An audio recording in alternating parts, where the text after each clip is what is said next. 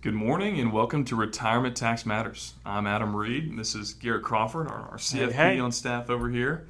And we're coming to you again this morning with another episode. And The most Garrett, exciting episode, right? the most exciting episode. You know, it's always so funny. I think it's like any topic. There's things we nerd out about and we like because this is our industry, it's what we do for a living. And I think like any hobby or any sport or any theater, you get into these little niche things that for some people are really exciting and some people are like, are you serious? You care about that? Like you enjoy that? And I think this is one that actually is pretty cool, pretty impactful. So Yeah, I think so.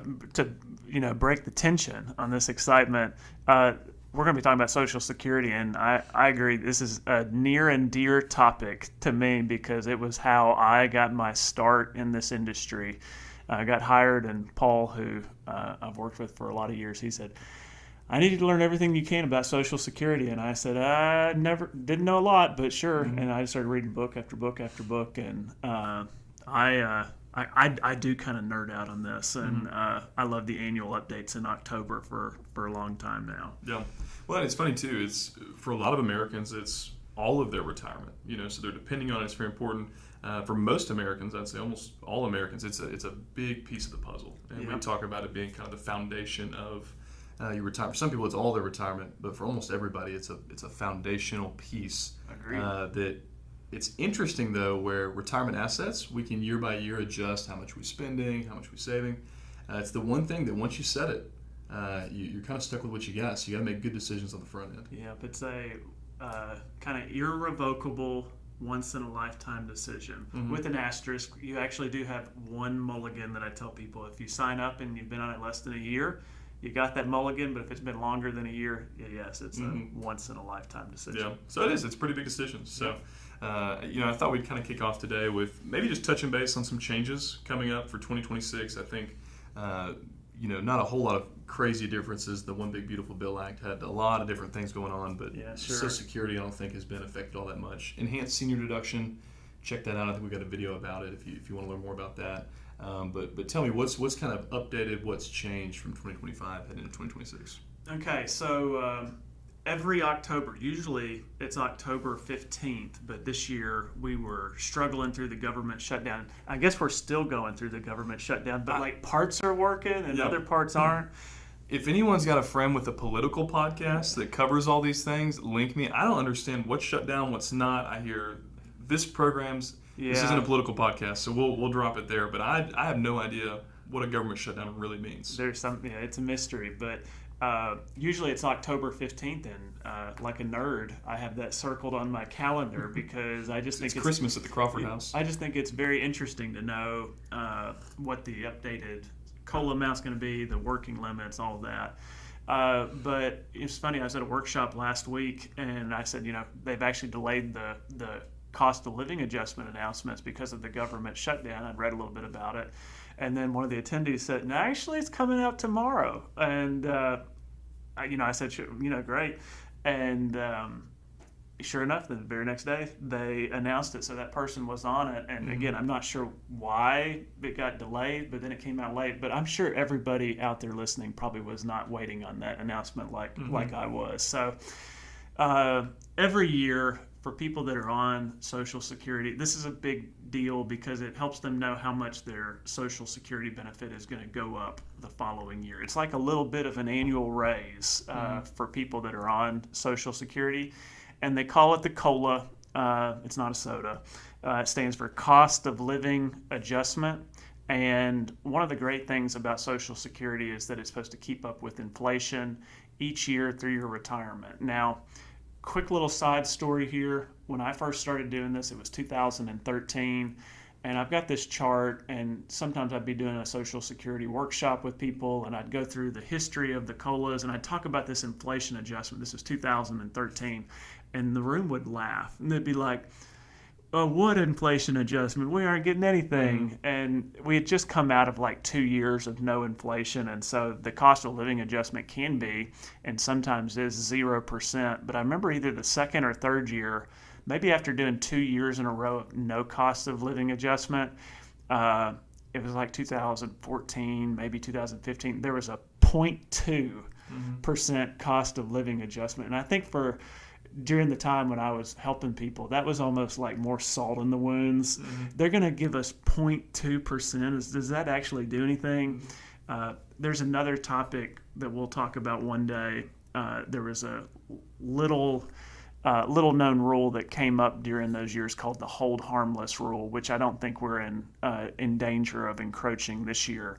But anyway, long story short, people that are on Social Security kind of look forward to this October number with the updated amount, just so they know how much money is going to be rolling in next year. So I would bet a lot of people that are on Social Security already know what that number is. They've probably been inundated with emails and wherever else you get your news. But starting in 2026, the new number is your Social Security benefits will go up 2.8%. Every year, Social Security releases this fact sheet. And so this is actually my first time today looking at the new fact sheet. But it's got all the numbers. The main one is the cost of living adjustment. The other one for people that are still working, it'll tell you how much you can earn at work before Social Security will start withholding paychecks. I'm not going to go into that one today. There's another number that if you're still working, they call it the I call it the payroll tax, but the amount of income that you have to pay 6.2% Social Security payroll tax. And I remember when I first started, I think it was in the 120s and 130s salaries. Starting in 2026, you've got to pay that Social Security payroll tax on earnings up to $184,500. So if you make above that, you get a little relief from the Social Security tax. And then the last number I'll just share here, and we're going to dive into more kind of advanced tax planning topics, I think, with this. But the maximum Social Security benefit. So a lot of people are always curious about that number. When somebody turns full retirement age in 2026, if you've been a maximum income worker for years and years and years, the most you could get out of Social Security is $4,152 per month at full retirement age. So you can check your statement and see how close you are to the full retirement age maximum benefit. Nice. I'm expecting next time we come over for dinner, that'll be on the mantle, framed and kind of right in the middle of the house. I have a pocket-sized version in my back pocket that I pull out just to reference, just in case. Exactly. So I think kind of in light of that, talking, like you said, more tax planning, people that are looking forward to Social Security, probably a lot of people listening, a lot of our clients already have filed for Social Security and receiving benefits. But for those that are still thinking about it, maybe those that have already filed that just like to learn about this stuff, I've heard you say that one of the most important decisions you make, or one of the most important things to think about when you're filing, is actually the survivor benefit. Mm-hmm. Can you kind of give some more information and clarity on that? Yeah, and so this podcast is for kind of high net worth retirees. We're thinking like somewhere between maybe 2 million, 8 million net worth. And a lot of the advice that we give here is going to be tailored for that. But then I think this is one that crosses thresholds no matter kind of where you're at. As long as you're married, I think one of the most under talked about benefits of Social Security is the way the survivor benefit works. And so if you're married, you're probably not going to have the same exact Social Security benefits. In a married couple, one has usually got a higher benefit. They've worked more. One has a lower benefit. And it's important to know how what benefits are going to remain around after one of you die. And the way Social Security works is that the higher benefit lives on, the lower benefit goes away. And so if I'm talking to a married couple, this is not Social Security jargon, but I think it's helpful in the way that you frame it. But I call the higher benefit the guaranteed benefit. I say guaranteed because we know that higher benefit is going to be around for the longer of whoever lives longer. The smaller benefit is going to disappear at the first spouse's passing. And so you can imagine Social Security, it in some ways can act a little bit like insurance. Sometimes people want to think of it just as an ROI, an investment, and I've got to live, they call it the break-even analysis. I've got to live until, 87 before I break even on Social Security. I understand why people do that, but if you're not married, that's one way to think about it. If you are married, it's not that simple. And I say that because let's say you take Social Security early because you're convinced you have to live a long time to make up the difference. If you, the difference between let's say you take it at 64, sometime after 62, your benefit's smaller, you feel like you're going to come out ahead, and let's say your benefit is $3,000 a month, somewhere around there.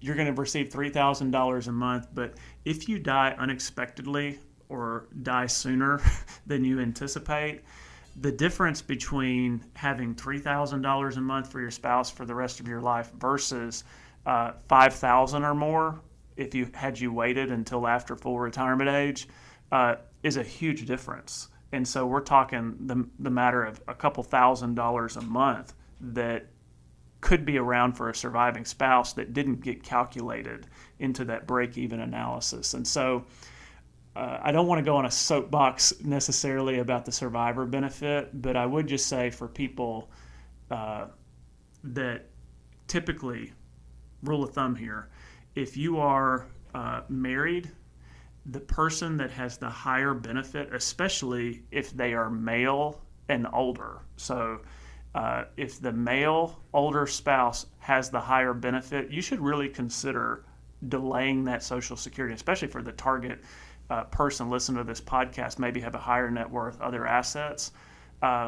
You probably have other income sources that you could live on to help delay that Social Security, because zooming back out, Social Security is one of the best retirement assets you have because it's going to last as long as you or your spouse lives. So it takes care of longevity risk. It keeps up with inflation. We all are freshly aware of what kind of damage that can cost. And the last one is, this one's debatable. We're going to hit it at the end, but I would consider the peace of mind of Social Security that you know that income is going to come in month after month after month, and it's backed by the federal United States. That's a good thing. So 3 powerful features: survivor benefit, important; Social Security, one of your best assets in retirement. So I think that nails the planning side of things, thinking through not just the break even, but also, what are we getting out and the benefit of having that extra.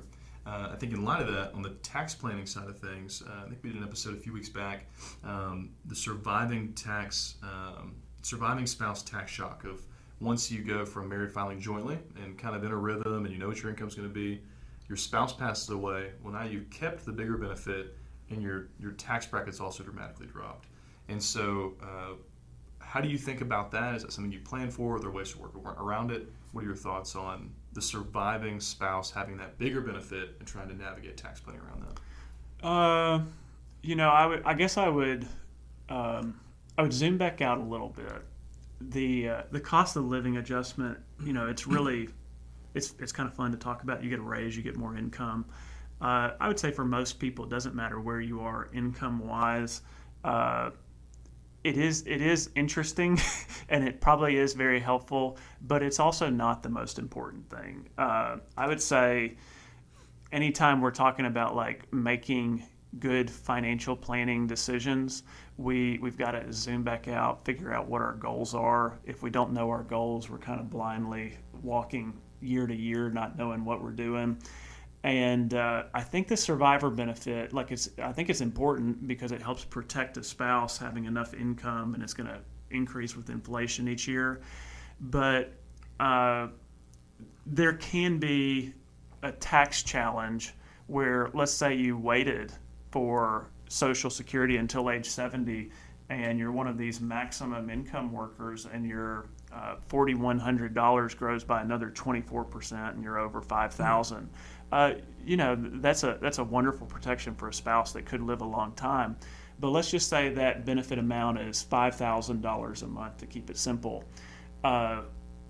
If you die, the spouse is going to lose the smaller benefit, but they'll retain the higher $5,000 a month benefit. But that's $60,000 a year. If there's any other type of R&D income on top of that, maybe you have a big IRA. We talked about how quick you can hit a 6-figure R&D from withdrawing, but those income sources, Social Security, maybe you have a pension that's going to go to a spouse, maybe you have an annuity that's going to go to a spouse. Those can accumulate, and while you might have been maybe while you were in a 24% tax bracket while you were both alive, a surviving spouse could go up to a 32% tax bracket as an individual. And, sometimes maybe it's a difference between a 22 and a 24. It's not as big. But I think a bigger survivor benefit does create a tax planning issue that you want to be aware of too, of what tax bracket would a spouse be in if you pass. Well, that sounds good. Well, I appreciate you guys joining in with us today. Check us out. We're on Spotify, Apple Podcasts, here on YouTube if that's where you're listening at. Check out the website, retirementtaxmatters.com. I don't think I've plugged our free resource on there in a while, but a 6-point checklist for high net worth retirees kind of gearing up for retirement. We think it's a great resource, great thing to check out. Even if you're in retirement and think, man, I wonder if I missed something. It's not the end of the world. You can go back and check it out and look at it. But we appreciate you guys listening in. Always a blast to sit down and talk taxes and Social Security and all that fun stuff. So, every Wednesday we're here. Every Wednesday. So we appreciate y'all listening. Hope you have a great rest of your day. My name's Adam Reed. This is Garrett Crawford. See y'all later. Thanks so much for listening to Retirement Tax Matters. As always, the ideas we share here are for educational purposes, and we do our best to get it right, but this isn't a substitute for specific tax or financial advice because a truly effective strategy is always built around your personal situation. For more resources and to see our full disclosure, visit us at retirementtaxmatters.com.